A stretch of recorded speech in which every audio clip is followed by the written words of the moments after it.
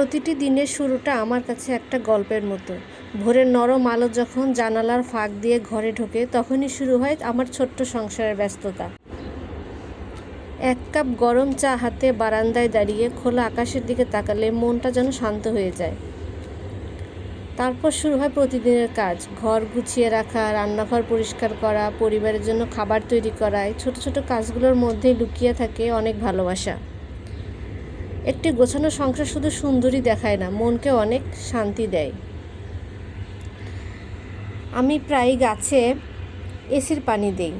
এই কাজটা শেষ করে তারপরে রান্না করতে যাই, কারণ এসি পানি দেওয়াতে বারান্দায় যখন পানি পড়ে বারান্দা নষ্ট হয়। এর পরপরই যখন কাজের আপা আসেন, উনি ঘরটা মুছে দেন। এজন্য আমার জন্য কাজটা অনেক সহজ হয়ে যায়।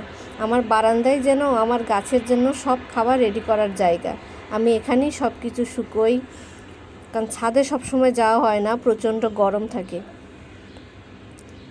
মাঝে মাঝে কাজের ফাঁকে আবারও একটু আকাশ দেখি। খোলা আকাশ যেন মনে করিয়ে দেয় ব্যস্ততার মাঝেও নিজের জন্য কিছু সময় রাখা দরকার। জীবনের সৌন্দর্য অনেক সময় সাধারণ মুহূর্তগুলোর মধ্যেই লুকিয়ে থাকে। দিন শেষে সব কাজ গুছিয়ে বসি, তখন মনে হয় ছোট্ট ছোট চেষ্টার যত্নেই একটি সংসার সুন্দর হয়ে ওঠে। আর সেই সুন্দর সংসারই আমাদের জীবনের সবচেয়ে বড় শান্তির জায়গা। এভাবেই খোলা আকাশের নিচে প্রতিদিনের কাজ আর ভালোবাসা দিয়ে সাজিয়েছি আমার ছোট্ট গোছানো সংসার।